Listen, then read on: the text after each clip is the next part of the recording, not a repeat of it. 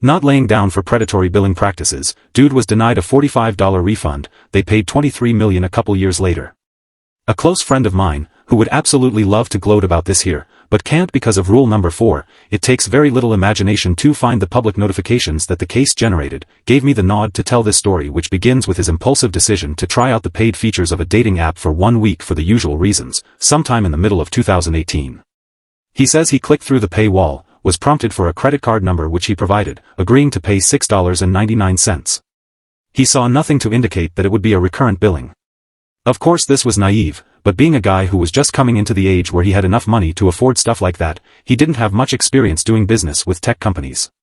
He says he wasn't much more impressed with the paid features than the free ones, and kind of just stopped opening the app, deleted it from his phone a couple weeks later, and pretty much forgot about it. Fast forward 3 months, he sees a charge for $6.99 paid to social media, or some similarly nondescriptive name, drills down and sees that he's been paying it every week for a few months. He ends up having to call his bank, which provides enough information for him to connect the dots. After searching for a way to contact customer service unsuccessfully, he re-downloaded the app, and found no obvious way to unsubscribe. He followed the help links, which provided instructions that didn't work. Eventually he found an email address and sent a succinct description of his problem, and received a flippant response which regurgitated the instructions from the help pages in the app. This initiated a series of emails over the better part of a week, in which he provided increasingly detailed info about the screens he was presented with as he tried to follow their instructions, and received increasingly dismissive and even contemptuous responses, until he received a set of slightly modified instructions that included updating the app.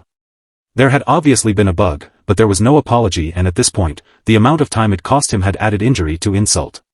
He requested a $45 refund for the weeks that he hadn't even had the app installed in his phone, and received a sneering denial in response. Figuring it was likely that others had been treated the same way, he simply Googled class action lawsuit against a well-known dating app and discovered that he was correct.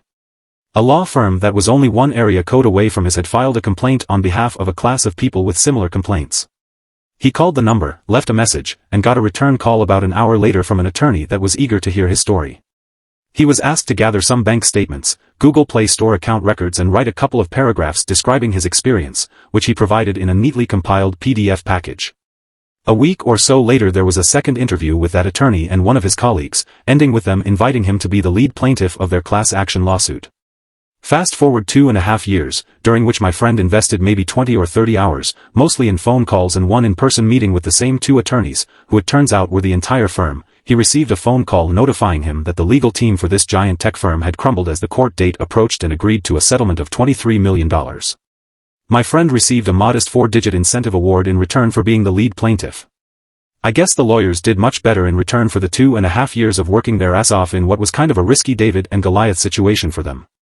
The attorneys gleefully invited him to get in touch and share any future perceived injustices with them, which he has, but unfortunately tech companies have become much more arbitration clause, so that's probably a one-time shot for him. But, in a world of increasingly predatory corporations that strive to squeeze consumers by trapping us in terms and conditions, and monopolizing every corner of the economy, my friend now has a script for standing up for himself when he perceives that he's being taken advantage of. It goes something like, I want to make you aware that I'm a guy who makes time to stand up for myself as a consumer. It's become sort of a hobby, and I'm pretty good at it. I don't object to businesses making a fair profit, but if you're going to try to squeeze me, I promise it won't be worth it.